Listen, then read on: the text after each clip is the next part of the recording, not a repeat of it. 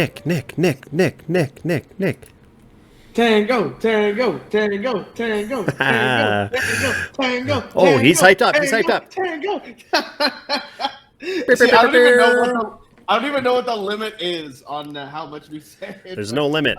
There's no limit. There is no limit, There's no ladies. limit to hype. Ladies and gentlemen, welcome back to the On Deck Circle with Nick and Tango. We are here, episode 7. As always, you can find us on YouTube, Spotify, Apple Music, Google Podcasts, Amazon Podcasts. This will be all up. Today is Sunday. Hopefully tonight or early Monday, we'll have this episode up for you. But we're here to talk about, we're just going to recap a little bit about, this meaningless baseball tournament called the World Baseball Classic.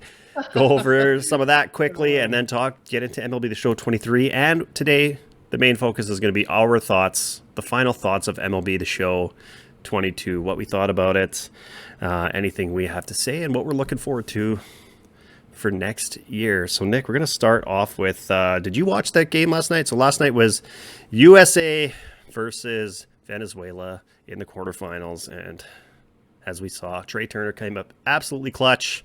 Late game grand slam, which is crazy. But were you watching that game last night? I was watching that game last night. It was insane. I was watching it with a couple of buddies in my buddy's garage and everything. And God, it was just insane. I think he definitely saved them, for sure, 100%. Just a really magical baseball moment. It was, and who do you think? I mean, who do you think it's a better thing by Trey Turner, or do you blame? I sort of blame the management of Venezuela. Like, they had a 2-run lead. They decided to bring Quijada back to face 4 righties in a row, and he got kind of lucky with some calls against Tucker the inning before. Ended up striking him out on, had a couple high fastballs that were called strikes that maybe weren't strikes, probably weren't, at least one of them. And then came back and just couldn't find the zone. So I don't know. I mean, obviously Trey Turner comes up absolutely clutch on that 0-2 pitch that he took deep, but I didn't really see why they brought Quijada back in that inning. But who am I to say? I'm no baseball manager. Yeah, I think if I was the manager of Venezuela, because I mean, yes, the 3-batter rule does count, but if you finish the inning, then your pitcher, you can do whatever. Yeah, you should be good, right? It's not, you don't have to. You can do whatever. They should have started Silvino Bracco from the get-go. They should not have used Quijada against the 4 lefties. That's what killed them. Yeah, didn't go well. It went as soon as the first couple guys got on, you're like, okay, something bad's gonna happen for them, or something good for the U.S. if you're, an American. Obviously, neither of us are. Yeah, it was, it is what it is. I mean, congrats to the U.S. I think they're still, that lineup is proving that absolutely they are who we thought they were. They had kind of a couple mediocre showings to start the tournament, but they really stepped it up the last few games. I think Canada was kind of their turning point. They got things going against us, and then unfortunately, and then they've just kept rolling on since then. So they're playing Cuba tonight, right? It's tonight. Yeah. 7 p.m. Eastern tonight in Miami. USA, Cuba tonight, Japan, Mexico tomorrow, and then the winner of those 2 games will play on Tuesday for the final. So we got to have some crazy baseball over the next couple days here. Keep myself busy at least until the release of 23. Yes, it's giving me so much content to put on YouTube. So many just big time home runs and things like that, and people have been enjoying those videos. So I might have to do a quick recap of it once it's all done. So I want to know your thoughts on just what you saw from Team Canada in the tournament, what you thought, and just I don't know how you thought they did or what you think they can do in the future. But well, I really like the guys who were on Team Canada. The bats and everything. I like Jared Young, Owen Casey, Edouard Julien. A lot of those guys are going to be stars in the MLB. I have that feeling. A very good young team hitting wise. Pitching wise, however, was a completely different story. Just mid. Less That's than mid. probably I don't even know if you'd call it mid. less than mid. That makes Less, sense. less than mid. Um, You but know no, what? like I really like the team in general. You know what's funny though is people were just like shitting on that Mitch Bratt kid. Like there was lots of people that were like, good job, you're a young kid. I saw a lot of tweets that were like showing his. People thought like showing his stat line was like being rude. I'm like, whatever, it is what it is. But like they're like, this 19-year-old kid comes in, faces this God Squad behemoth of a lineup. But you know what happened last night? The same thing basically happened to Martin Perez. This dude got lit up, only got one out, let in 3 runs, and then thankfully they had somebody else who could kind of stop the bleeding come in for Venezuela. But it doesn't matter who you are. You're facing that lineup, like that's the Exactly. It really doesn't matter at all. the thing with the U.S. Like you get even 4 of those guys out of the 9 have a good game, and you're toast basically. So Yeah, pretty much. But yeah, I mean, I really liked what I saw from Team Canada. Obviously, yeah, like you said, a lot of good young hitters. That Julien, KC, Otto Lopez really surprised me because I've seen him a bit because he plays for the Jays. So he played a couple games last year, not much, and then he had a decent season in, I think, AAA is what he was playing last year, and he was all right. But so I wouldn't be surprised. The Jays have like 1 roster spot left, basically 1 bench spot. So it's kind of a battle between him, this kid Addison Barger, and Nathan Lucas, who's an outfielder. So I think those 3 are going to battle for that final spot. They probably aren't going to play too much, knowing that Jays lineup. But yeah, as far as Team Canada, I mean, obviously our pitching, like I don't even know. It's it's too bad. Matt Brash was the only good part of it. And he only pitched for 1 total inning. And struck out everybody he faced. It's like, yeah, that was another weird thing. Like we were only down by 1 and they were threatening. And it's like, why not just, I know it's earlier in the game. It's like maybe the 4th or 5th inning. It's like, why not just bring Brash in, stop the bleeding? Maybe it's just as a whole different dynamic. If you're down by 1, then I think they scored like 3 or 4 runs. And all of a sudden it was like 7-2 Mexico in that Mexico game. So if the pitching can catch up in the next 3 years to the hitting a little bit, we might make some noise, especially if all these young guys who are like 22, 23, by then they're like 26, 27, going into that 2026 WBC, and, Team Canada still probably have like Freddie as a little bit of the older vet who can still play because he's only like 30-ish, I think. 32 maybe? 32? Yeah, so he's got at least 1 more in him. Yeah, we'll see. I mean, I think it's always going to be tough to beat, all these other teams, US, Japan, Mexico, DR, Venezuela, Puerto Rico. Yeah, I mean, Cuba is in the quarterfinals or semifinals, so you never really know. But I think we have a lot to look forward to as far as just Canadian baseball. Absolutely, man. There's going to be lots of star power, I think, in the future, especially offense-wise. Were you familiar with many of these players? Like I think Owen, obviously Otto Lopez, I knew any of the guys who were in the Jays system, and Owen Casey was kind of the other name besides the, day-to-day major leaguers. But like Jared Young, Julien, like I had never heard of these guys going into this tournament. So yeah, I'd never heard of them either, and I'm a huge Owen Casey fan. Yeah, I think anybody who's Canadian who is watching this tournament, I think is going to start keeping an eye out on these guys.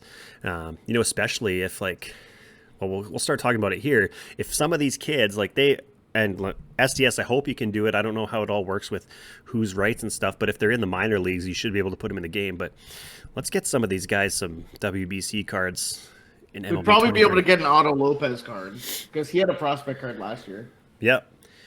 Yeah, I think for sure. Yeah, I don't know how it works. Like if they have to have been on the 40-man at some point, or I don't think it really matters because you have all the minor league uniforms and stuff. So I don't know what level of ball they need to play or where they need to find themselves on the prospect rankings. But yeah, I think I heard that Team Canada, we obviously didn't have the most experienced or veteran team, but we had the most players on our team that were in the top 30 prospects for their respective MLB teams. I think we had 8 or 9 guys that were in within that top 30, which might not seem like a lot, and especially when you're going against teams that have like, oh, these are like, they have like 3 of the top 10 players in the whole league, but it's just promising for the future, right? Because yeah, we'll see what all these kids can do down the road. Yeah, for sure, absolutely. But we'll get into, so today they went on Twitter. MLB The Show went on Twitter, and they showed off how many was it? Let's see, 3, 10. 5. Yeah, I think 10 cards that we're going to be With getting. a mystery. Plus a mystery card. And I mean, they've said there's going to be like around 100, cards available day one from the World Baseball Classic this year. So we'll do a quick rundown. They showed Jung-Ho Lee from Korea, Johnny Cueto, Freddie Freeman, Tim Anderson, Yoan Moncada. Then they had 99s for Lindor, Devin Williams, and Murakami from Japan. And then they also showed us some 97 Mookie Betts and a 95 Julio Urias. So out of those 10, like who are you most excited about using?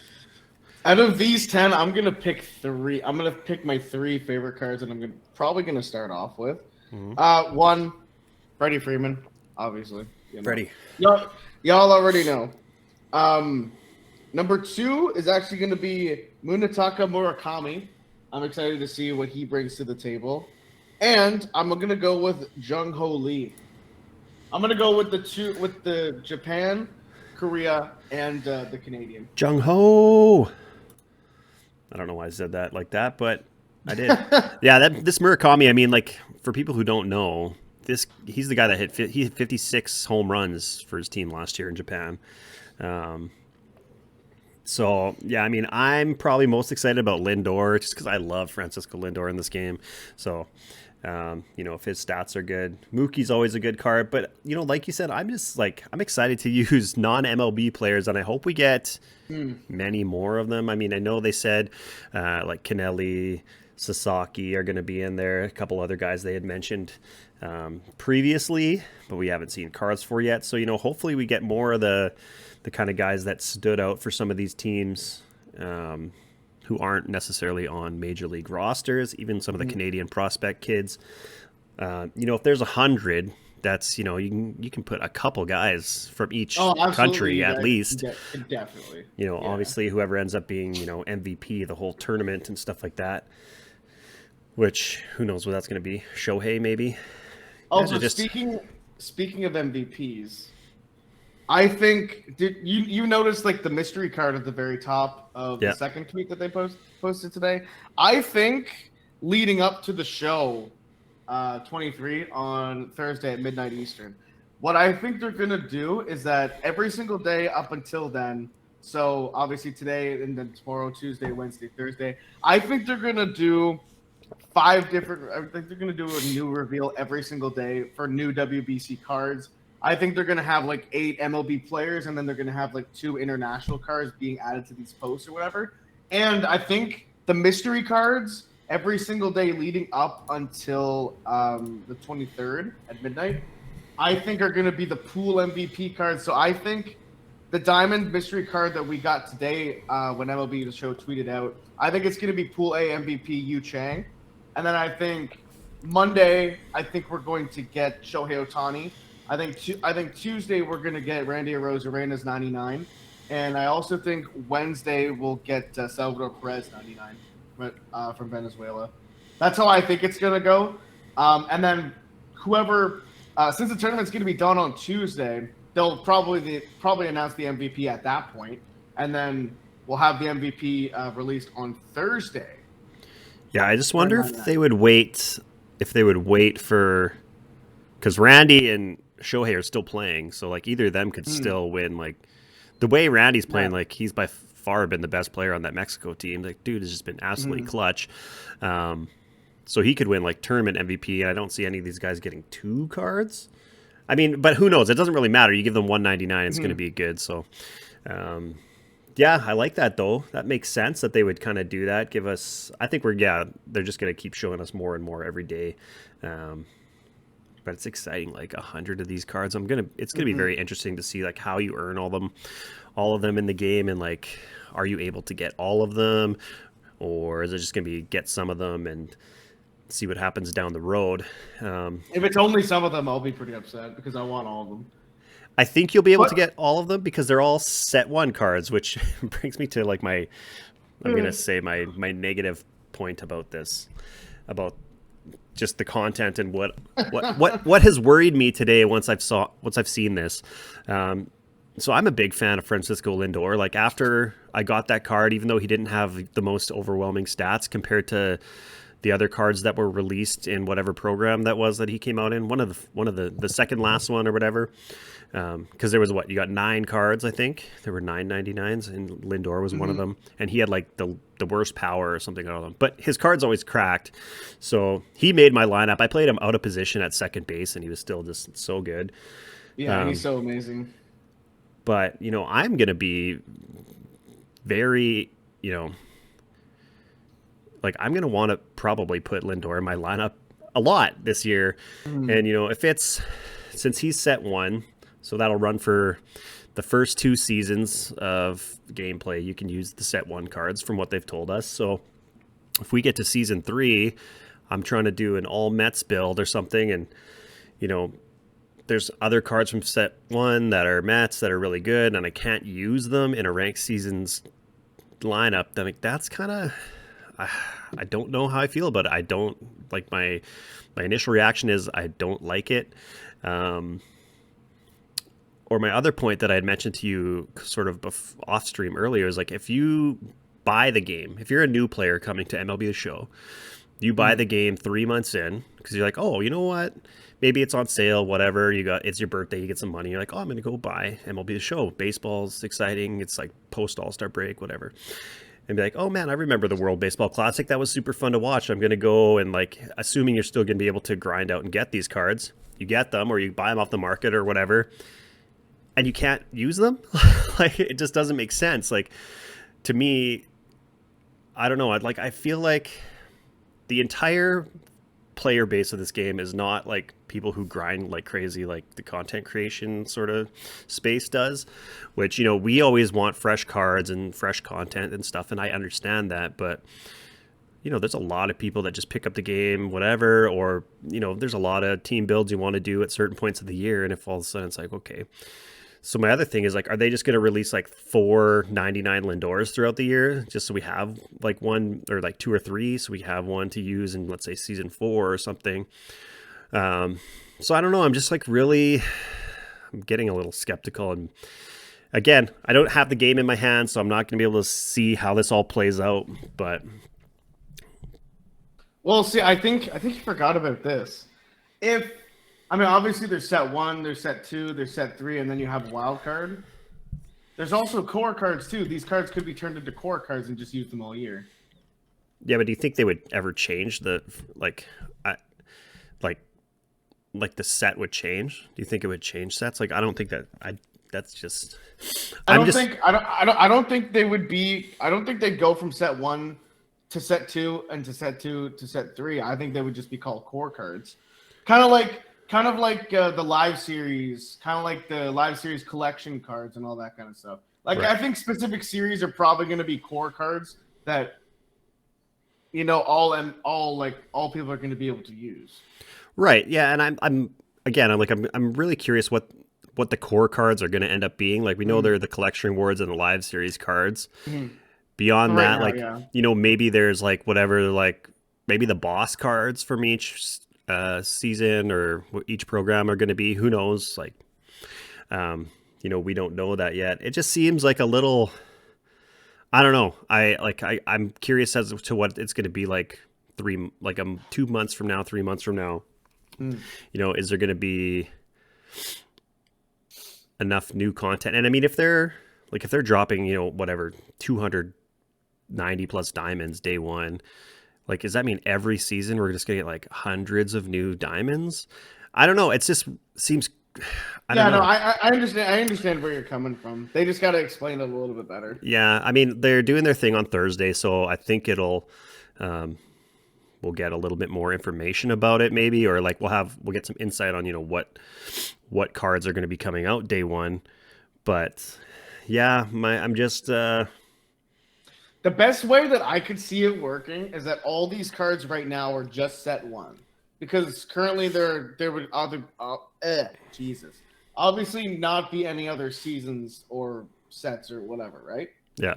So what I think is that all of these WBC cards are going to be set ones, but once another season comes out or set whatever, they'll be treated as core cards because like they're going to be used throughout the year, or they're just set one cards and they're going to be core cards throughout the year, but the program ends at a certain time and you can still buy cards off the market that will be core cards that you can use throughout the year. That's also another way that they could do it. Yeah. Yeah, I don't know. We'll see. Time like, limited program for set one, and I then guess make everything core to me, cards like, buy them off market. if you're ever going to change, like if a set one card is going to all of a sudden become a core set card later down the road, what's the point of even doing it like that in the first place? Like, why not just do it how it always has been? But yeah, I'm just interested to see sort of like, and we're not really going to find out until like season 2 starts and see like, okay, now we have set 2 cards, what cards are coming out for set 2. Because if they're giving us this much on day 1, it's like, is every 6 weeks we're just going to get a completely like new game worth of cards almost. And I kind of feel like that's what they're trying to do, but I just don't know. I don't know. I'm just worried I'm a little bit skeptical about it. I'm just worried that there's cards that are coming out now that I'm going to want to use midway through and I'm not going to be able to, and that's going to upset me. You have your one wild card spot, which I get, but that's one spot on your roster out of what you have, your 9 starters, 3 more bench players, 5 starting pitchers, and 8. So whatever that math, 26 or whatever it is, 20 something. You have all those spots, and it's like one of those. You get one of those. So it's like if they give me a cracked out 99 Ken Griffey Jr. off the start of this game, like he's not leaving my lineup, and that leaves no room for any other card for the rest of the year, right? So I don't know. Maybe I'm just being too critical of it because I haven't seen it yet. So I need to maybe take a step back, just see how it all plays out. But I also am kind of thinking, because they're saying, people were facing the same lineups all the time, which I don't know. Again, like I don't think we did in MLB 22. Maybe saw Randy Johnson a lot. I get that, but it was also his first year in the game. Like he was a good pitcher, but it was his first year in the game, so people are going to want to use him. But I thought we had the most diverse lineup choices of all time in MLB The Show last year. And, this year I just feel like it's going to be, whatever the best season cards are, that's what you're going to see for that whole season. And then the next season, like you might not see the same lineups all year, but for 6 weeks, you're going to see the same lineups in ranked. Then it's just going to switch to whatever the next best is. So I don't know. We'll see. I'm maybe being too harsh. I just feel like every year when they start doing these, everybody is so excited, and all of a sudden 3 months into the game, everybody's just hypercritical of it again. Like we're in that phase of like, we're just excited for a new game. So everybody's like, oh, we're go rah, new game. Yes. I can't wait. And then in like 3 months, I feel like it's going to be back to like, oh, it'll be a different story. What the F? So we'll see. Just the way that you did. What the F? But I like whatever. I'll have fun playing it no matter what, because I just love MLB The Show and playing baseball video games. So I'm the same way. I'm not going to stop playing. Yeah, no, there's nothing that will make there. I have never been the guy that's like, I will not buy this game next year if they don't do this. I'll never be that guy. I'm going to buy this game every year until like I can't physically hold a video game controller anymore.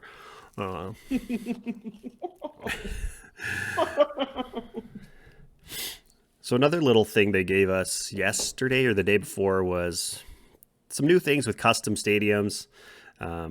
Just saying you can play at nighttime now. It's going to work, and there's more options. And then you can also do friendlies in custom stadiums now. So do you have any thoughts about that stuff? Huge. That's going to be huge. I think that's probably the biggest thing when it came to created stadiums and everything. Like, if you don't want to play online, I completely understand that. If you're all about the offline grind, that's cool. But having that option to play friendlies against like obviously your friends and everything like that using your created stadium. It just makes it a little bit more fun, a little bit more interesting, especially if you want to play against someone, but you don't want to like have that pressure of playing online and you want to use your stadium. You can do that. Like, I think it's huge. The Terrio Dome, you gonna build that or what? Sus Park, Thick Nation Field, something like that. I have a field in the works actually. Oh, let's go. Yes, Yeah, sir. I might make one for Wing Wednesdays, a chicken wing themed baseball stadium, which I think would be fun to play in for that. I don't know. Wings. Yeah, it always was kind of weird to me that you could play with them online and in events and stuff, but not in friendlies. So we'll see. I mean, I guess there's just enough people now on next gen that it should work. Or I don't know if they mentioned like you still can't do it on like PlayStation 4 and Xbox. No, Yeah. next gen only. Yeah, makes sense. Yeah, I mean, created stadiums, we can get into that and my thoughts on that, but I have so many thoughts about that mode. I have one main thought about that mode, and which is that it shouldn't exist. Oh, yeah. Well, not that it shouldn't exist necessarily, but that I don't know. I just think the timing of it was wrong.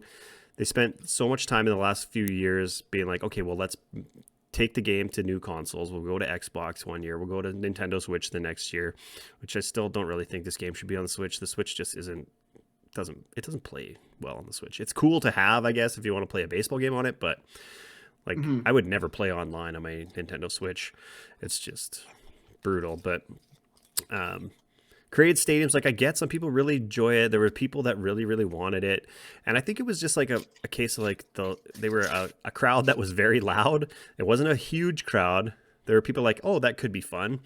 But I think the majority of people, like they're not really going to sit down and spend tons and tons of time. Maybe you'll make one stadium. I haven't made a single one. I never have either. Usually it's someone else who makes it for me. But my biggest thing is like the amount of like SDS's time and energy and manpower that would have gone into making created stadiums and to then have put out the game that was put out in MLB 22 boggles my mind.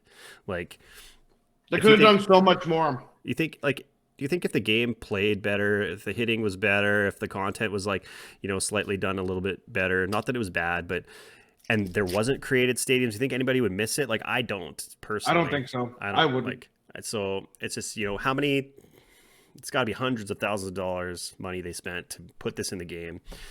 And that could have been spent on anything else that could have improved other parts of the game. Could have put it all towards franchise and making that better. You could have, like, there's so much more you can do. And so anytime I see like, oh, there's more things coming to created stadiums, I'm like, I don't know how I feel about this. I was going to make a TikTok about it, but I should never bother. Yeah, so that's my main thought. Created stadium people, I apologize to you. I know there are people who do amazing things with it, and I've seen some really cool stadiums. I've also seen some really offside stadiums that should not exist in this game. So, but that The prison being one of them. Yeah, what's that? The prison being one of them. The prison? I don't think I've played there. Oh, you don't want to play at the prison. Or just people being offensive and stuff like that with their exactly. Yeah, it's just like it's just another way to promote that kind of thing, which isn't needed at all. Yeah, which there's just way too much of that in MLB The Show. It's like why do you have this stupid idiotic gamer tag or team name or uniform logo? It's just like grow up, people, grow up. Yeah, get the hell out. Get the hell out. Go play Roblox or something. But we can get into the biggest thing of the week, in my opinion, the biggest news that hasn't even really been like officially confirmed, but our homie Tampa Titans Gaming, again, another thing that happens when Nick is sleeping because he lives way too far on the East Coast to ever just be a part of these things when they're happening. So he's always in bed at about at 1 a.m. Yeah. At 1 a.m. 1 a.m. our homie Tampa, he's just sitting there watching The Office on Comedy Central. And he's like, hey, this is an MLB The Show commercial. I'm going to watch this commercial for the new game. Cool commercial. He's like, wait a minute. He has to wait till the commercial comes on again. He said he watched it like it was the third time when he finally recorded it. He sat in his couch and recorded it from like 8 feet away. So you're like, is that video what I think it is? But eventually a better quality version was put on Twitter, and it looks like Mark McGwire and Sammy Sosa are going to be at MLB The Show 23. Yeah, Sammy Sosa and McGwire. Huge news when I woke up the next morning. When I woke up for work and everything. And then my heart was pounding, my anxiety, I was super, super stressful. And I didn't know like if this was real or not. And then I just kept scrolling through Twitter, kept going on and on and on and on and on. And didn't know what to expect. And then like I saw everybody just talking about it and everything. And, you know, I ended up seeing the video that Tampa posted. And then I think it was Ants. Was it Ansel Armstrong that I think it was him that kind of made it a little better quality, or like he searched it online somewheres. Yeah, but I don't anyway, know I saw a better one, but exactly who it was. I just eventually a better one was posted on Twitter because I was like searching. I was like, as soon as I saw it, well, it took me a while to like really figure out what was going on. I like watched this video over and I'm like, what is he talking about? And then like my brain just wouldn't click with like the Cardinals numbers and stuff. Like, oh, wait a second. And I couldn't find it in the video too. I had to watch it because it's very short clip of just like them basically hitting home runs or whatever. And yeah, like 10 minutes after he posted that, Twitter was in a MLB The Show Twitter was in a frenzy. Like everybody in the community was retweeting it, all the big names and stuff. And then, especially once the better quality version was posted, then all hell was breaking loose and people were freaking out. And then it's funny because we're like, okay, well now we're going to get a real Legends trailer. Something's going to happen. And it's still nothing. Like I'm assuming it's going to happen tomorrow. I hope, because like, I know there are people in the community who don't think it's real, but I mean, it was a commercial issued by MLB The Show posted on television. So I mean, yeah, of course it's real, but like, a lot of people I know in the community just want the confirmation that it is real from SDS and MLB The Show themselves, even though everybody else in the community knows that it's actually legitimate. Because like whenever I got off work the day that it happened, I looked through Twitter for like a solid hour, and like I just watched the video over and over and over again and everything, and I looked at everybody's thoughts, and I'm like, yeah, this has to be legitimate if they put this on TV. You know what I mean? Yeah, like it's a real commercial for sure. And the fact that like, you know, it's him watching it on his TV, and then once you see the better quality and you're like listening to it, okay, you're like, yeah, this is legit. But it seems kind of odd that we haven't sort of seen anything since then. But who knows? Something's got to be coming soon. Or maybe like maybe they're just waiting till Thursday to be like, oh, yeah, you saw it. You saw the commercial. If you didn't, here are, you know, the cards you're going to get day one, because we got at least one of these guys has got to be in the game day one. You probably both of them in some aspect will be in the game. So again, I'm really hoping it's tomorrow that they launch it. That would be amazing. That would be great. But the only bad thing about it is I wouldn't be able to watch it until my break or something like that. But you know, we can deal with that. We could deal with that. That's okay. Life happens. Life happens. Sometimes you live. I just love to like see it immediately and just be like, you can see it right. You can see it right when you wake up. That's always a nice thing to see for, you know, first thing in the morning. Like, oh, great news from MLB The Show. Oh, the Derek Jeter thing was such a shocker too. when he was on was it Jimmy Fallon? Yeah, I think it was on Jimmy Fallon. Yeah. Yeah. Yeah, I was actually talking to Mookie about that yesterday. We were laughing about how just how you you always miss out on this stuff because it always happens in the middle of the night for you. Because it's only like 10 o'clock for me or 11 o'clock or whatever. You know, midnight Eastern is only 10 o'clock here for me. So, yeah, Sammy Sosa, Mark McGwire. They're going to be huge. It's insane. Huge, it's insane. Those are two guys that I wasn't expecting to see. And like, those are, you know, having both of them. I saw a tweet that like, individually, those guys are like a 9 out of 10 for Legends, but getting both of them in the same year at the same time, 10 out of 10, 12 out of 10, like there are really not that many more guys. I like if you really had like a MLB The Show wish list of guys, there's not that many bigger, obviously there's a few. Oh, I got lots. But I think as far as like the masses, like there's not as many. There's a lot more sort of like mid legends that would be fun to have in the game, which is kind of like the guys that they've given us already. But yeah, Sosa, McGuire, and Jeter all coming this year is just that's enough. That's enough to make a lot of people buy this game. The Negro Leagues too, and I mean, there's still a lot of speculation in the community that we're going to be getting Beltre, David Wright because of the whole captains thing. Yeah, we're gonna see. There's got to be some more crazy ones coming this week. I think so. If there's for some reason, no trailer, we're gonna get something on Thursday. I want to see Sandy Koufax. Woo, that'd be crazy. I wonder what the deal is, like how they figure out these deals with all these like really, they're really old legends and their families and trying to figure it out. But I'd love to know. Yeah, interesting. They need to do like an inside SDS podcast or something. Ramon, give us all the secrets. Give us all the secret sauce, Ramon. What are you hiding from us? Inside SDS. God. Maybe one day we'll get so popular that one of those people will be like, "Ah, man, I can't wait for them to reach out to me so I could be on the On Deck Circle with Nick and Tango, and then they can tell us some things. Not everything, but some things." You never know. You never know. That'd be pretty cool. That would be super duper.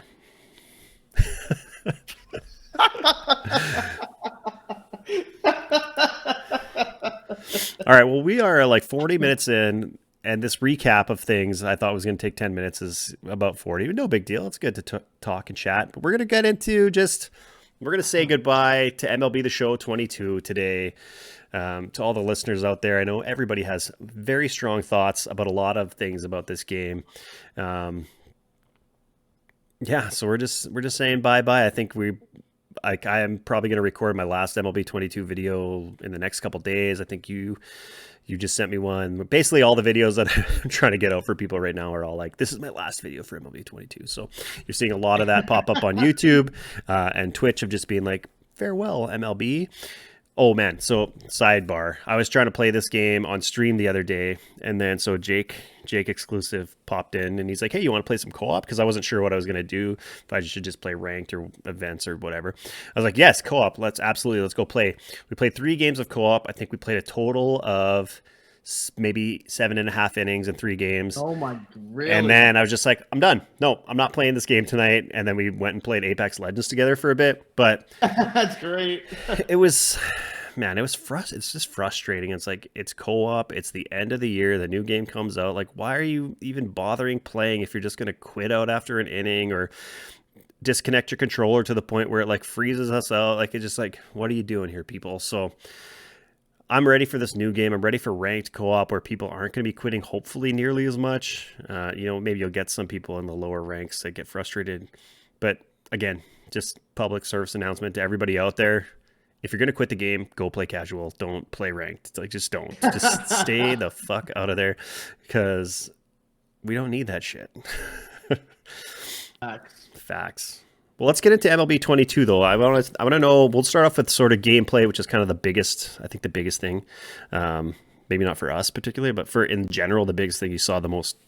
We'll call it criticism about on the internet. But what were your thoughts on gameplay in MLB The Show 22, Nick?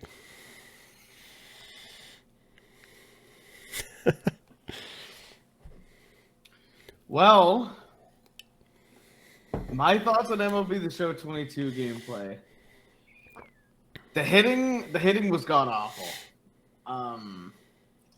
The perfect lineouts, of course, perfect grounders, double plays, everything like that. The check swings really, really need to be fixed, and it did seem like that they addressed that.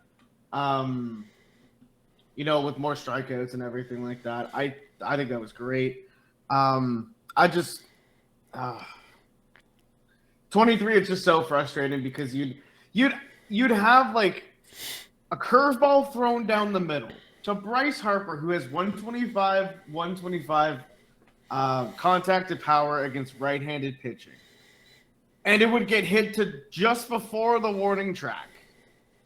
Like that's a ball that should leave, absolutely, 100%. But yeah, like the hitting's always got me. It never really felt like it improved at all, and they never really addressed it. They always just said, "Oh, it's working as intended." Like, no, it's not.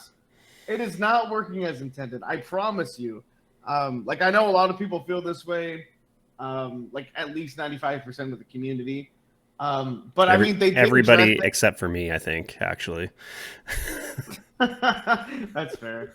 But you know, like they addressed it. They made significant changes to everything coming to 23. So Well, I mean, at least they say they did. Did you watch the Dev tournament? I did not. Did you didn't watch it? I should have though. I saw, like, I didn't watch a lot of it. Maybe I should have watched more, but I saw like a decent amount of perfects that did not go to the warning track or over the fence. And they weren't always playing in, like, they weren't playing every game at Laughing Mountain or Ship It. They were playing at all it also stadiums, depends where you play, I guess, too. When's the last time you played MLB The Show 21 or even 20? Like, have you played them at all recently or this year? Nope. This is my thing. I guarantee if people go back and play some of those games, they don't play any better. Like, I don't think 22 was any worse than the last few, in my opinion. Like, if it wasn't, there's like, I'll also say this though. I don't think perfect should exist in MLB The Show 20 or in MLB The Show. I think that kind of gives people. I think it should just be good, late, good, early, late, whatever. Just do your scale of timing and like squared upness of the PCI or whatever you want to call it. PCI placement, squared upness. Rate that. Where's your PCI and where's your timing? Good, great. But perfect is like, it gives you this false sense of like, oh, I hit it perfectly.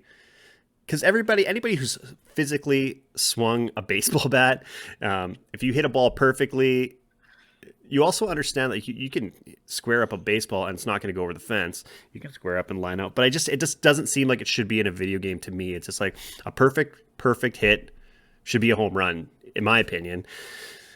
Like every time. Like, yeah, I don't think a perfect. I think that's what the community would agree with. As much as a perfect ground ball exists in real life, obviously you can square up a ball at like a 2-degree launch angle or -2 degrees or whatever, and square it up, right to the shortstop. You can line out to the third baseman. Mm-hmm. But I think in a video game, because we're all just trying to hit home runs basically all the time. In a video game, it's really hard to measure. Yeah. So I can see why they said it was working as intended. Like, I see why they said that. Obviously, they weren't going to change anything last year. I'm very skeptical that it's going to play any differently in 23. Because in my opinion, playing the tech test, I thought that hitting felt the exact same. I think it felt a lot different. I think it had to do with the PCI that I was using, the bat PCI. And I don't know. I just felt like it hit a lot better. And in 22, I was actually be able to, square it up a lot better than in 22. So I don't know. I never had I noticed a lot of different changes between 22 and the tech test, and there was nothing really all too negative except like obviously like the urgency of like getting the ball out of the glove whenever you're fielding and stuff. Yeah, like defense played weird in it. Like, yeah, that's something that I'm assuming that they've been working on. Like over the last 5 weeks, ever since the tech test or whatever, because it was just that defense was just so bad. Yeah, there was zero sense of urgency getting the ball out of the glove, either in the infield or at the outfield. Like, nobody was really trying to make throws that quickly. You could have a perfect. If you somehow managed to get like a perfect meter on the throw, like it still didn't seem like it made that much of a difference, like between getting a good, like in the green and the perfect spot. I don't know. Excuse me. It didn't seem like it was that big of a difference to me. I do like the throwing meter. I think that's a good thing. I mean, defense has always just kind of been mindless. I wonder if we're going to see more people go back to not using the button meter for throwing and just using like the press the button thing, because it's a little simpler, and probably you still kind of have to have timing with it, but because I used it the last day or so of the tech test, I switched back off the button accuracy meter to just buttons where you just press the base or whatever. And you still have to kind of press it for a certain amount of time to get like a good throw, but it seemed more likely that I was going to get a good throw than using the meter. So we'll see. I mean, but yeah, for hitting and gameplay for me, like I didn't think it was that bad in 22. I think, I don't know, everybody gets so critical of this game, and I'm like, you know, I hate to be this guy, and everybody's gonna maybe poop on me for saying this, but like, it's just like it's just baseball. Like this is what happens. Like the frustrating part is, you know, foul, ball, blue pit. But I like, again, in the tech test, like I was trying to put guys away just as much as I did in 22 and having the same struggles, and maybe I struck the odd guy out, but maybe I didn't. Like it just didn't feel like a big enough difference that it's going to play that much differently this year. And also, the only thing they actually said they changed, like, was the vision PCI, which, like, if you don't use an outer PCI, like lots of people just use inner PCI, or they just use the center dots or diamonds, where it's really not going to affect anything. Like if you get your timing close enough, I don't know. We'll see. But again, like I don't think it's bad. Like I enjoy playing the game, so I don't really care, to be honest. Like I don't think it's bad enough that I would never just, like, I've never not played MLB The Show 22 because of the hitting engine. I guess I know some people stop playing because of that. I mean, honestly, that's kind of like the same thing with me, because as much as I say I hate the hitting engine and everything like that, and there are a couple like defensive stuff that I do want to get into in a little bit. You know, I was still playing this game every single day because I love baseball. I love playing video games. I love playing baseball video games. So like, I know you're kind of in the same boat when it comes to that.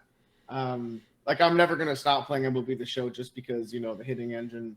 Yeah. You know, it's a little bit bit sus. I'm just like, I'm really curious if it existed, you know, what would it play like a perfect hitting engine? Like what would that play like? I'm just very, you know what I mean? Like yeah. Let's say we had it, like in my mind, I'm like, I don't know what I would really change that much. Like, again, I will also say to everybody listening, I don't play really on Hall of Fame, or I never play on Legend. I don't really play on Hall of Fame very much. I'm playing on All-Star. So again, All-Star Warriors, like, I don't think it matters what they do. The game is going to play how it plays in All-Star. I can understand if you're getting into, you know, a Legend, like you're trying to make World Series and like everybody's fouling off every ball and stuff like that with like very minimal PCIs or whatever.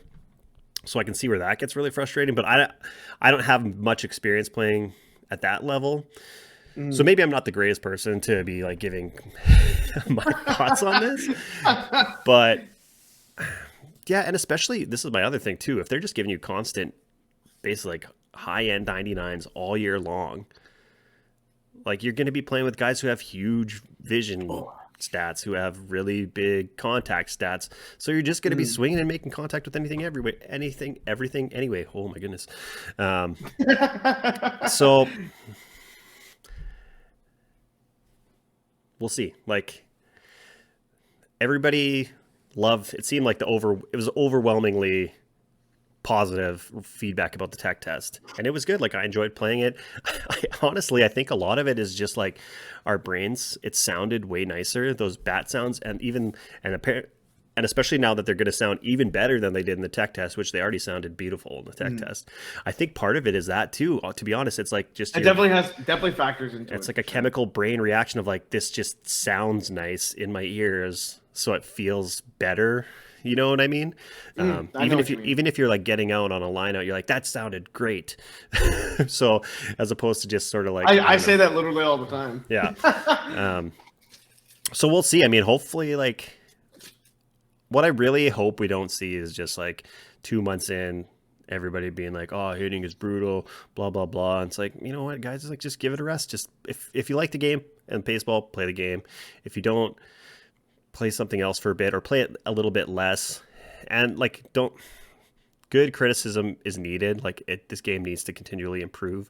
But I saw, I think it was like Ochev. It's like, how much do you want this game? How much can this game really change? Like it's baseball. Just tell us what we're getting, and if it's not that, then you'll be upset. But like, just give us what you're gonna tell us what we're gonna get, and give us that as close to it as you can. So, yeah, we'll see. Hopefully, gameplay's better. I mean, obviously, it's gonna be way different on defense. I don't know if you have thoughts about defensive gameplay From 22? from 22. Yeah. Oh, the defense on 22. The only other negative thing I'll say about the gameplay, everything else was pretty solid in my opinion. You can say as much negative as you want. The pitching felt great. The base running was a lot better this year compared to MLB 21 and 20. I will say that. The one other thing I will say is that defense, my God. I remember there was like a big time diving frenzy that even if you weren't close to the ball, like for example, Nelson Cruz going after a ball in right field, making that diving play from like 10 feet away. Oh yeah, literally you could do that with every single person on your team. Doesn't matter what position. It doesn't even matter if they were playing out of position. They would just be going after every single ball. And it was like the same thing on the infield too as the outfield. Like everybody was going to be able to dive and just get an automatic out from there. But they did fix that throughout the summer. Sort of. I still felt like it wasn't as you weren't seeing like quite as crazy of dives late in the year, but you still saw a lot of diving plays being made after they like nerfed it or whatever. The only thing that I really noticed with the dives and stuff that it really was only tailored to like certain players. Like for me, every time I would dive with O'Neal Cruz, he would literally still make every play. Right. Carlos Correa would be another one. Bobby Witt Jr. was another one for me. So it was like a certain player would still be making all these diving plays, but right.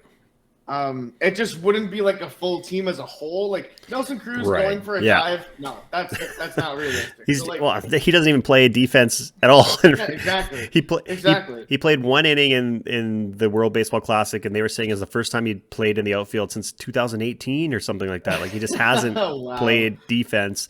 It was like the same thing with like I think Cano maybe was playing first base. Something like he hadn't played in years because they just DH all the time. I definitely felt a difference in the tech test with the dives. Like I would dive for balls and have them just kind of like knock off my glove and the guy would get to first. And I was like, okay, that makes sense. You had a couple where you made the play. Like obviously you're not going to screw it up every time, but I did think that was, downplayed from last year. So that's good to see.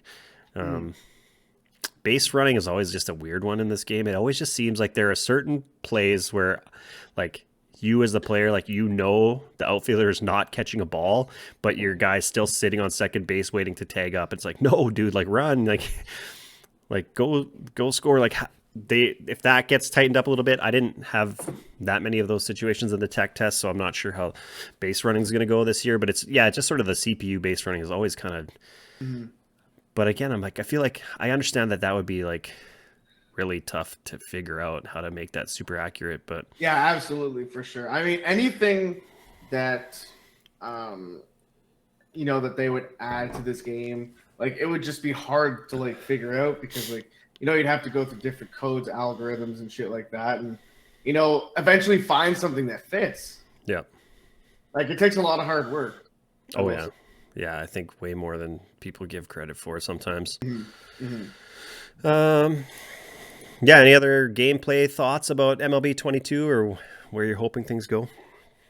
I'm hoping that, the only thing I'm really hoping for with MLB 23 that I noticed from the tech test is that I hope that, fielders have a little bit more of an urgency to get the ball out of their glove so that my perfect throw actually means something in the infield. Yeah. I've always felt that's been a bit of an issue with defense, like especially in the outfield, like playing when you're cutting off, let's say like a grounder from getting to the fence or when you're playing a ball off the fence, like they always seem to take too long. Even if you have a perfect throw, take too long to kind of load up and get it back into the infield. It was especially noticeable in the deck test. I thought it was even worse than it normally is. But I swear there's always times when like I maybe watch somebody else play. I'm like, how did their guy throw the ball in that fast? Like I have, if you can play a ball perfectly off the wall, have a perfect throw, even with a guy like Ken Griffey Jr. or whoever, or got somebody with a cannon, and like you still don't really get that great of a throw. So we'll see. Hopefully that gets tightened up a bit going into the release. But yeah, that's kind of, as far as defense and stuff. Pitching, I think, was good, fine. It's been fine the last few years. Tech test felt good. Pitching wise, I've never really had an issue on that side of things. We got breaking news. Nick just says we got breaking news. You can say that out loud. God.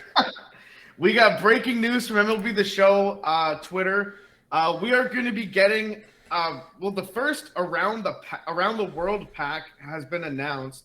We're getting a 99 Miguel Cabrera.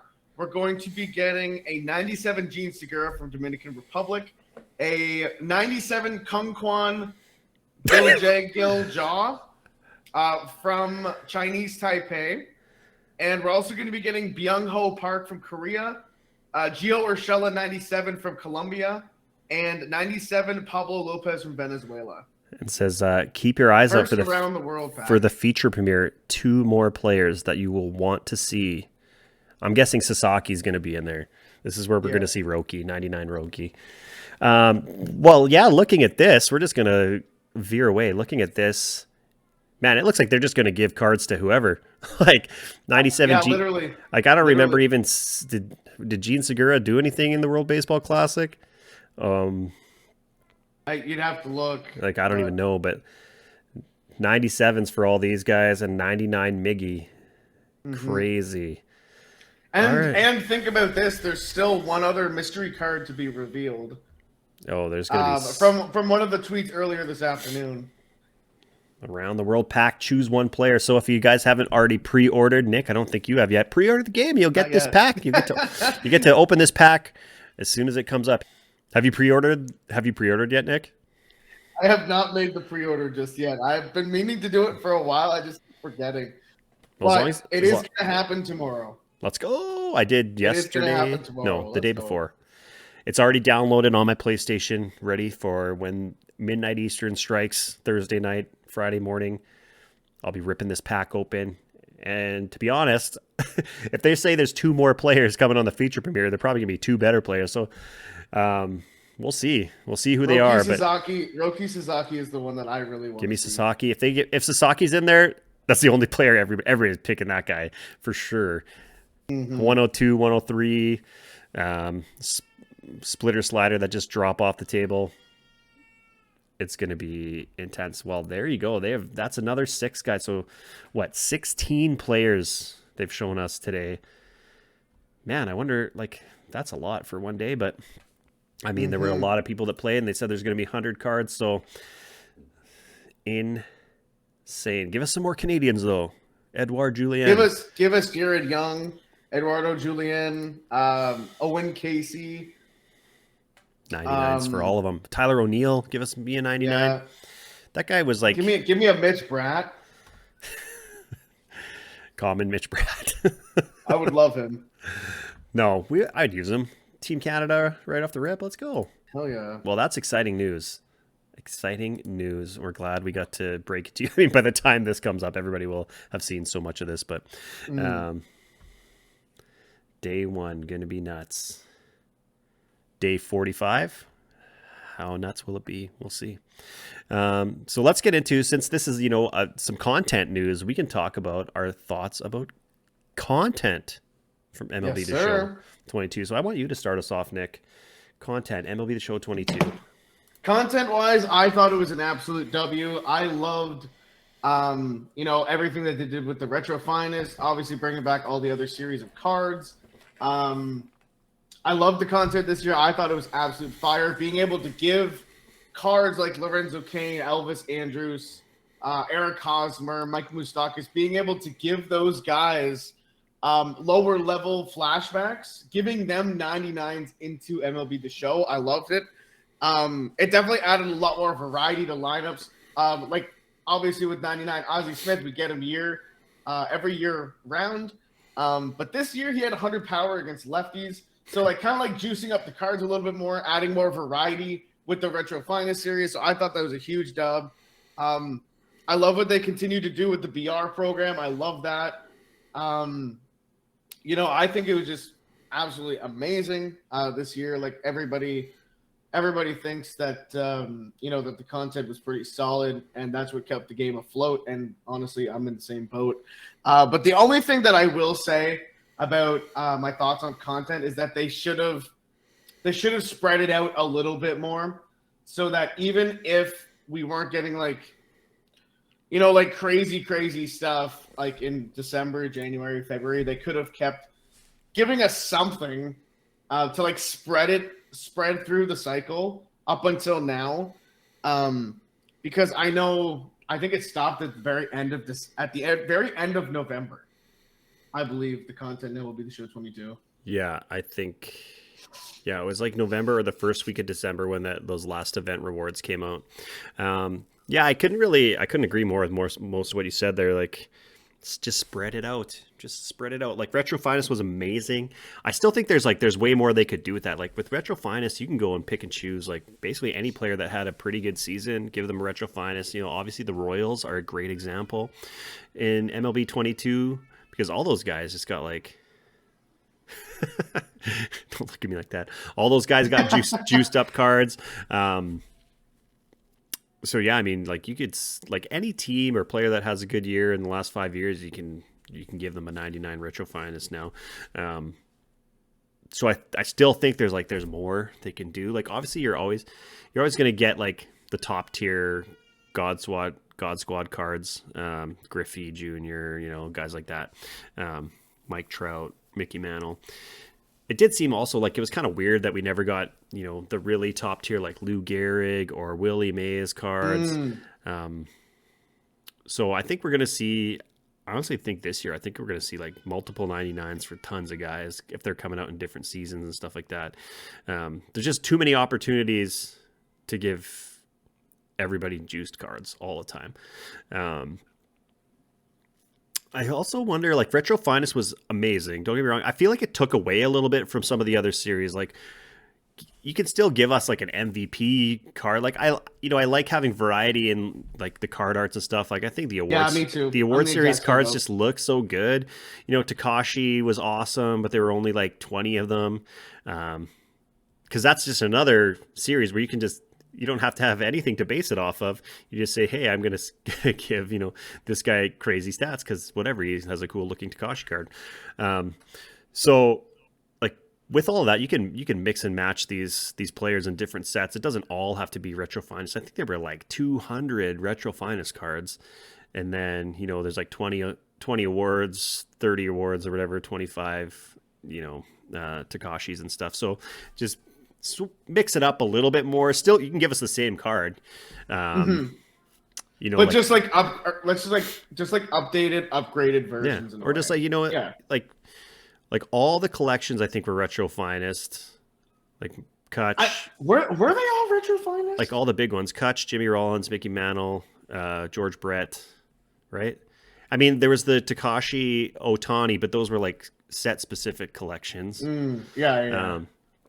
But all the overall ones, I think, all were. So, like, you could have given us a Takashi George Brett. It could have had the exact same stats, but just a different card series. So, I'm not like, none of it was bad, but I think there's just so much they could do with it. I think they kind of got narrowed into Retro Finest with a lot. And don't get me wrong, those cards were amazing. There were so many absolutely amazing cards. Who was your favorite card to use this year?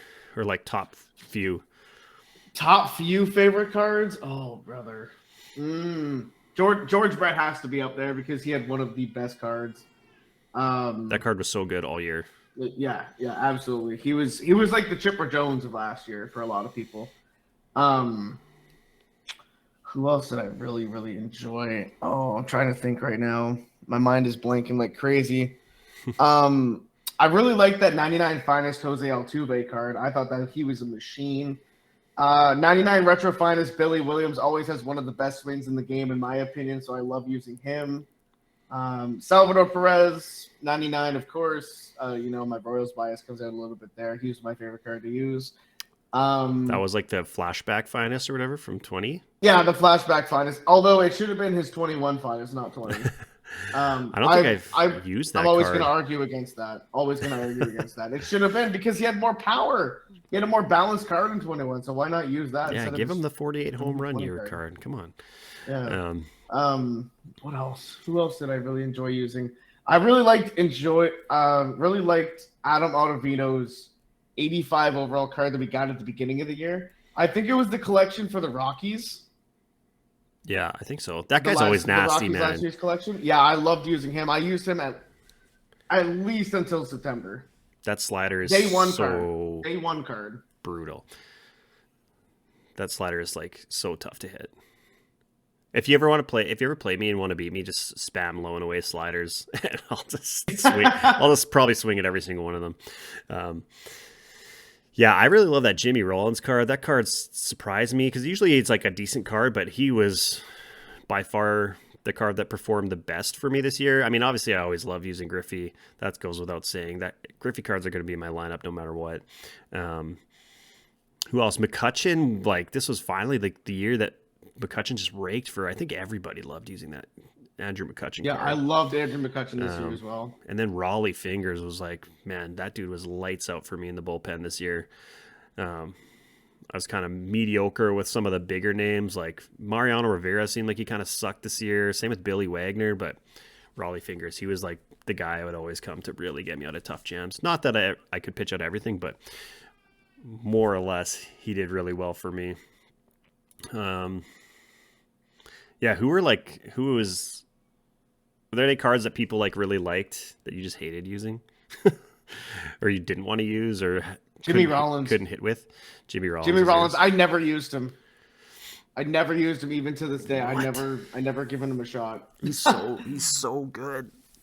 He hit so many. He's my leadoff hitter for as soon as I got him basically, and he had so many leadoff tanks. I just never had any interest. I like to steal bases a lot, so he was always good for that.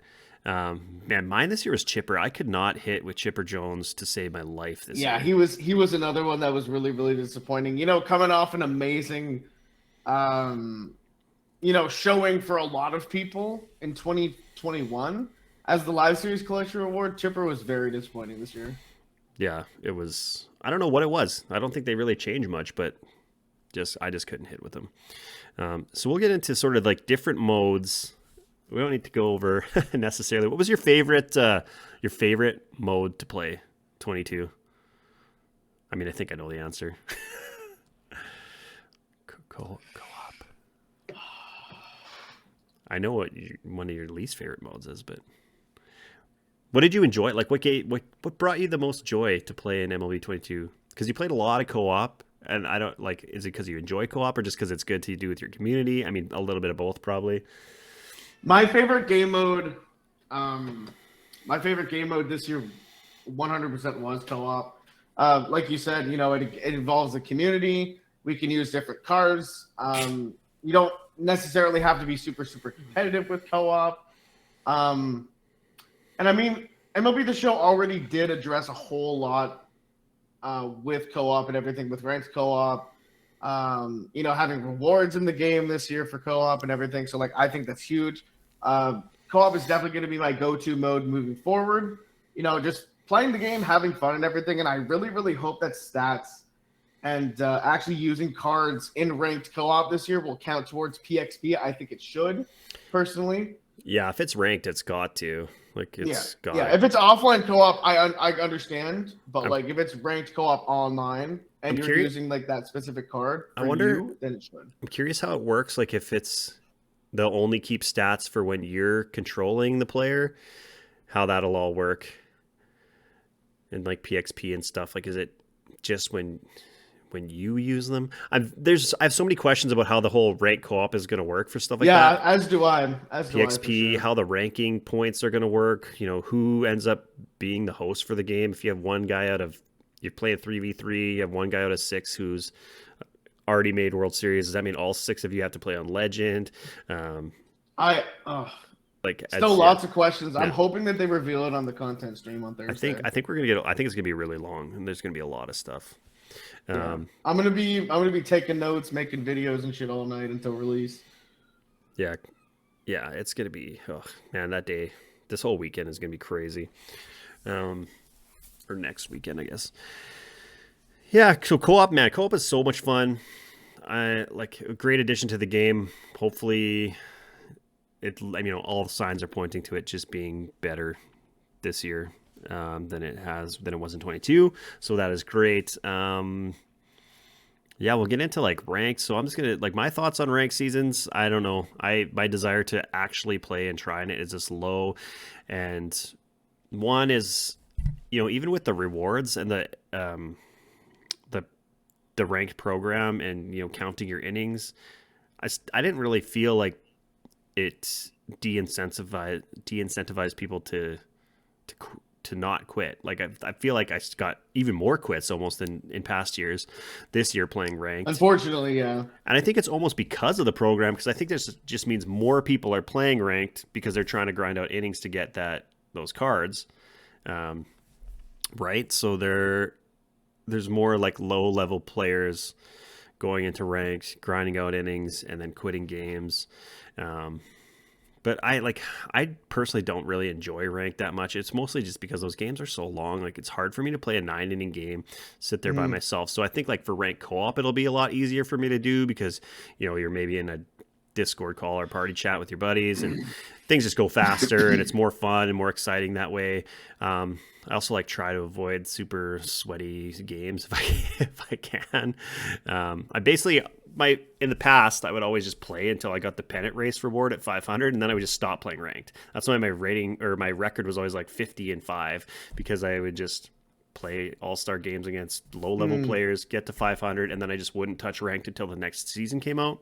I grinded innings, not even trying to win games, to get Halladay and Randy Johnson this year. So there was like more incentive to play it, but not try, like if that makes sense. Like I wasn't even playing at my setup. I was remote playing on an iPad in bed at like the middle of the night, just grinding innings and like basically just being a cheeser, just bunting the entire game to make it go faster so I could just get 9 innings done as fast as possible, because I'm like, oh, this is a free way for me to get this card. So whatever, like I don't care how I do in ranked. I would go like 25 and 15 in the season, not care about my rating, crush out 30 or 40 games as fast as I could, and then get that card and be like, okay, sweet. And then I just wouldn't touch ranked seasons again.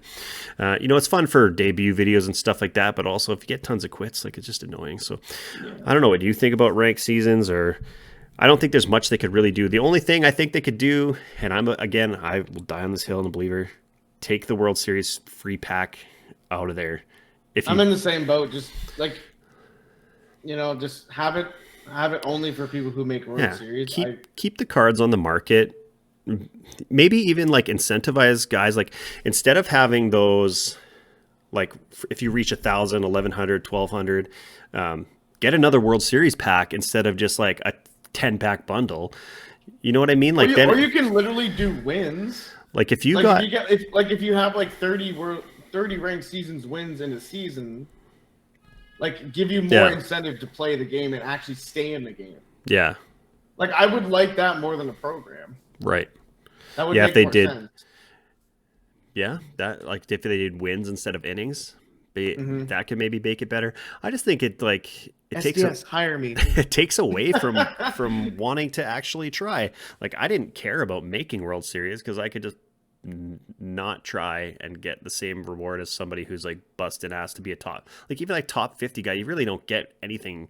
You get your banners or whatever, but like you don't get anything that meaningful. Like a 50, what do you get for reaching 1,200? Like a 20 bundle or a 50 bundle? Like, okay, sweet. They give you so many packs in this game now that like it doesn't even matter. Like, so I don't know. I should ask like maybe like Helly or those guys that really try and go really high. Like, what would you think? Like, if you just got if you could get 4 World Series packs, like for doing better and better, like I think it's more incentive to actually try to make really, really, really high rankings. But for me, like the program is good for me in a way that like I have a way to get those World Series reward cards, but I also think it shouldn't exist.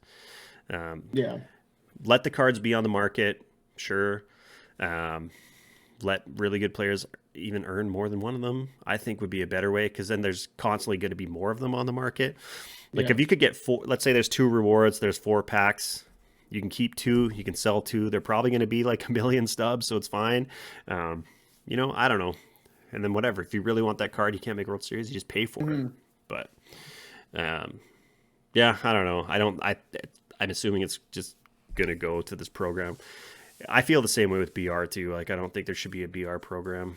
Or I maybe, like the BR program. I like the BR program a lot better than the World Series.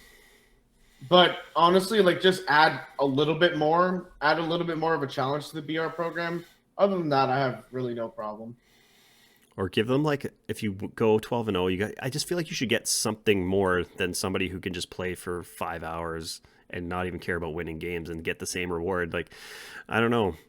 Me. Yeah, me. I don't even try. I'll quit a 5-0 run just because I'm done my PXP missions and go draft a new team because I want to get that reward, right? Like I don't care about trying to go 12-0, which to me kind of defeats the purpose of having that mode. Give them like, okay, you get the flaws pack and you get 500,000 stubs. Right? Like if you're a guy that goes flawless 50 times in the year and you can get 500,000 stubs every time, you're going to go 70 times flawless next year, right? Like I just feel like there has to be something more that you get for actually going 12-0. Like I know you can only earn the pack once per season or whatever. But again, it's just like I have no incentive to try and go 12-0. Yeah, I get that.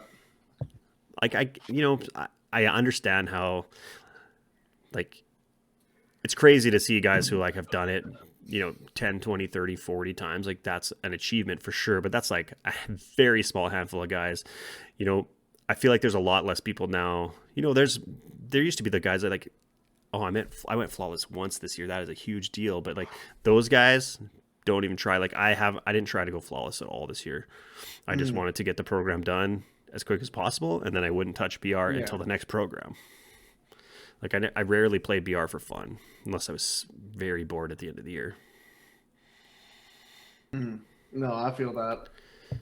Have you ever been like, what's the best run you've ever had in BR in any year of MLB The Show? 9-0 3 times this year and like 5 times last year. I played one 11-0 game ever, and it was like the most sweaty my palms have ever been in my life, the most nervous I've ever been playing MLB The Show, trying to get that last win. I choked it hard, lost 2 games in a row to go 11-2. But like that was crazy. Like I was so excited. I like even like ran and told my wife, I'm like, this is the first time I've ever made it this far. I'm 11-0, and I just like I don't think I would even feel that way if I made it back there now, because, well, one, I probably wouldn't get there because I would already have the card from grinding the program. So I don't know. Like I feel like there's a better way to do this, or some way that still rewards the World Series player and the flawless player. There's got to be something more than just the same pack. And like the banner is cool to have, but I don't know. You can't even use the banner. You can only use the icon. You can't use the banner? No. Like if you actually go 12-0? No, you can't use the banner. You can only use the icon. What? Yeah. That doesn't make any sense. Yeah. Weird. Yeah, I remember when I used to be scared of like the World Series banner player, and then now it's just different. It's just different than it used to be. Yeah. Nick, events. MLB The Show 22 events. I'm going to let you take this one because I know you have a lot of thoughts about events at MLB The Show 22. Hit me with it. First off, this year events can kiss my ass. Okay, events. I'm gonna go on. It's not gonna be a very long rant because we've touched up on it a little bit every once in a while. But anyways, screw events. This year, there was literally no creativity at all when it came to events. Literally the same freaking thing. Every single month, there'd be a moonshot event, it seemed, every month. And there'd be like no special stipulations or like anything like that. It wouldn't be like, oh, left-handed pitchers and right-handed hitters, or like right-handed pitchers and left-handed hitters. No. You could literally just like use any common pitcher. Like the same bats every single time there was a moonshot event. No real restrictions or like anything at all. I don't even get me started on the fucking rewind packs. The rewind packs were absolute bullshit this year. Like the rewind pack should have happened. I was gonna say like they should have happened at some point in August. Like there's no reason that they should have had the rewind packs in freaking April. I think it was like April 25th that they added the first rewind pack. It was the second event. It started right from the second event. Yeah, exactly. It pissed me off. But like it should have happened like sometime in August, September, or something like that. Because whenever I do events, I rely on getting these cards and selling them on the market and finishing live series collection that way. But with the rewind packs, it just made the cards worthless. Until like big collections come out and everything like that, then the cards skyrocket in price. But like even then, they start to plummet a little bit afterwards, and they still have no freaking meaning. They got no value at all. Like it's such a piss off. I feel like that's the other thing I'll get into. Creativity with like restrictions and events this year, it didn't freaking exist at all. Jesus, like they had the moonshot event once a month at least, and that would probably last for like a week or like a weekend or something like that. And then they'd have like different they have all these fun fuzzy names for like different events going on in MLB The Show, but then they wouldn't have. Then they just wouldn't have any of those restrictions relating to the name of the event or anything at all. It would pretty much just be a free-for-all. You could use any card that you freaking want. You could use any picture that you want. It was pretty much what's that last event called every year? Forever. There's pretty much it was pretty much a forever event. Every single event in except in the forever event. I swear to fucking God, except for the moonshot shit. That's the biggest thing is like, except in the forever event is the one event where you should be able to use every single card pitching and hitting, and you have to use common pitchers. So oh my God, events this year they're awful. Events has always been like my most fun mode to play because you can play online, the games go quick. If somebody loses, you get a win, which helps you out. Like you see the amount of quits you see at events, like I actually love it. Like I love going up 1 or 2-0, hit a leadoff home run, the guy quits. I'm like, perfect. One more win that counts to my win total for the program. Love it. Quit every game. If I could just, if there's a 15 win reward, I can hit 15 leadoff home runs and have 15 guys quit. Perfect. Yeah, with the rewind packs, like it was weird that they just started doing it right off the bat, and there was no restrictions with that. It was just like, okay, every new event, you can just get every event reward from previous years or from previous events instantly. I like it in the respect that if I missed an event, I could go back and get that card. I don't sell anything. Like that's where we're a little bit different. I don't sell anything, so unless they're duplicates, I don't like. And I usually can't play right away to like, because if you get the event reward like 2 days after it comes out, the value's not there. It used to be crazy. Like if you could get them, like if you were one of the first like 50 people to get those rewards, you're getting hundreds of thousands of stubs. But obviously with the rewind packs, it just whatever. It eliminated that. I think that's just the way they're going with all the content is everybody's going to get everything. You're going to be able to get everything very easily. You look at the extreme program or the extremely mediocrely tough program. Like it was not hard. You could get it done pretty easy. You didn't have to play really anything on Hall of Fame, or there's 0 legend, not even one moment on legend. Even hit a single home run on legend with like a guy with 70 power could have been. That's pretty extreme. Nope. It's just like maybe Hall of Fame. Maybe play with your God Squad on Hall of Fame and come back from like down 3 runs. That's going to be extreme. Like, no, it's not. Like, it's like, if you play this game enough, it's not. Like, I get there's a guy who just picks up the game, has never played MLB The Show in past years and like can't do it, but whatever. Compared to years in the past, everything was so easy to do this year. You get everything. You play 5 event games at the end of the year, and you're either getting cards like you literally would have to win like 25 games to get a card, or you could wait 4 days and play 5 games and get that card. Like if it's not a card you want to debut, like when Jacob deGrom came out in the event, It's like, I'll just wait till the next one, play 5 games of the event and get him in my rewind pack, or sell him for, because he was still like at that point like decent amount of stubs at the end of the year. But yeah, just like nothing seems special anymore. It's just like, okay, now you can have it. Or like the cards that were like more annoying to get, they kind of did it backwards. Like they only, they do their feature programs and they only let you choose 2 out of 5 bosses, but you're getting constant rewind packs and events. Like switch it the other way around. Get all the bosses and then have event rewards be a little more valuable. Like that's kind of how they used to do it, right? Take notes, SDS. Take notes. Yeah. And as far as the actual events themselves, it was dumb.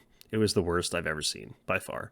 Every other year, like there are so many different ways that you can make event restrictions and stipulations that like use certain divisions of cards, use only lefties versus righties, righties versus lefties. You can even do events like, anyone using numbers 15 or lower. Yeah, there's anything you can do. Like they used to have like speed events, like your guy had to have like over X amount of speed or whatever. Like they had those events, and then like the reward is like a Kenny Lofton or something. It makes sense, right? Moonshot event, do it once a year, maybe 2 times a year, maybe. I still think only once is good. And then just have like whatever, some crazy home run hitter, obviously, like give us a Sammy Sosa as a moonshot event reward or something like that.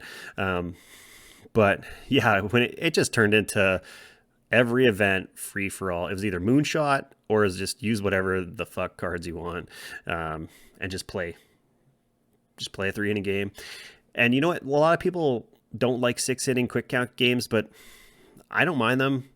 Put them in there, like switch. I had no problem with them either. Switch something up. I do think they go just as fast, or you get people who quit even sooner because they don't want to come back from down 3 in 5 innings. Like, if you're down 3 in the 3rd inning of a 3-inning game, you're probably going to finish it out. If you're down 3 in the 3rd inning of a 6-inning game, you're probably going to quit because, like, it's like on one hand it gives you more time to make that comeback, but also that's just longer that you're playing a game trying to come back.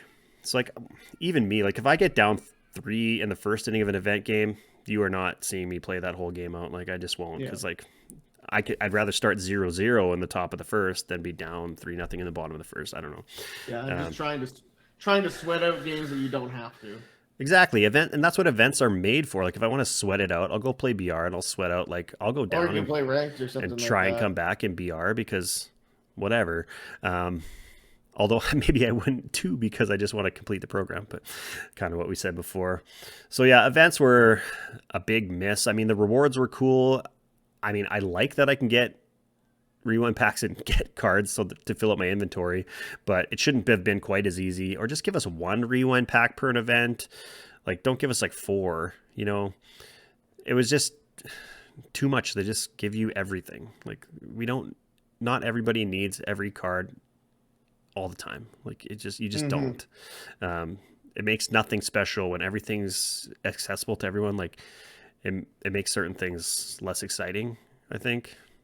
I agree. Yeah. Like even DeGrom, I feel like this was like, people say, oh, DeGrom's coming, he's a reward, that's exciting. And then as soon as you get him, you kind of lose the desire to even use them by the time you get them a lot of it. Cause it's like, I don't know, whatever. So maybe we'll see. That part is where I can see the sets and seasons being good, is like, okay, I do want to use them because I only have a limited time to use them.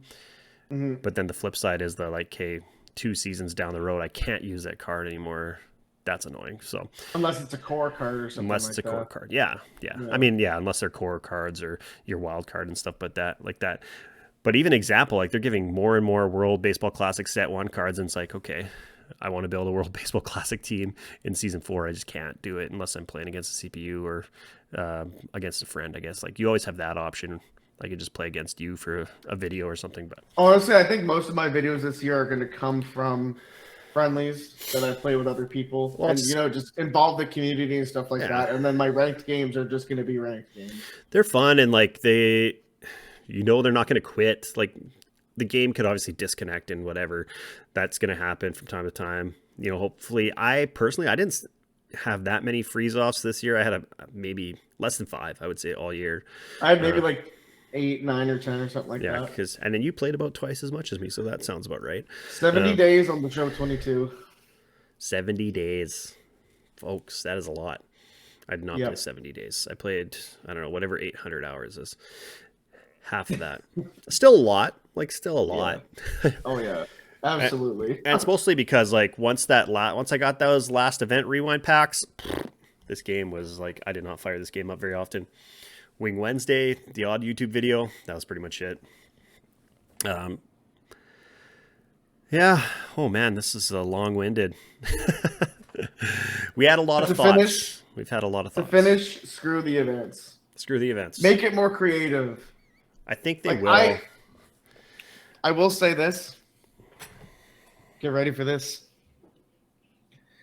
The tech test had better restrictions, and it was a lot more fun to play than any event in MLB The Show 22. Facts.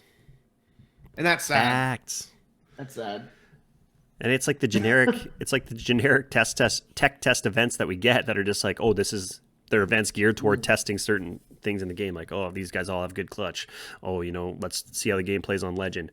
We didn't have a single Legend event in MLB 22. Or Hall of Fame. There wasn't even one? I thought we had at least one. Nope. What? No Hall of Fame. Yeah, that's nuts. Like, just give us one. It could be a 3-day event over the weekend. Your reward can be like 5 wins. Because nobody, like, unless you're hardcore, you don't want to play tons of games on Legend.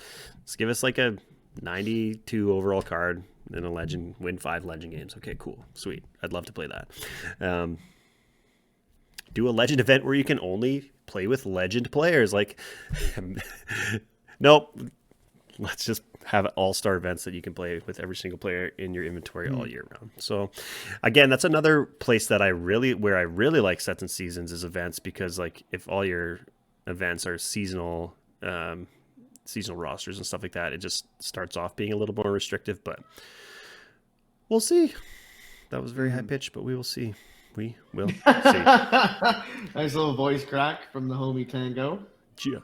Well, let's just get into, I guess, it's like any final thoughts just overall MLB 22. I mean, for me, like, I'm ready for 23. I think I've taken enough of a break playing this game in the last little bit that, like, I'm ready to just grind whatever I need to grind. They are building the excitement better than I would say any I've ever seen before, or maybe the community is just bigger and there's more people in it.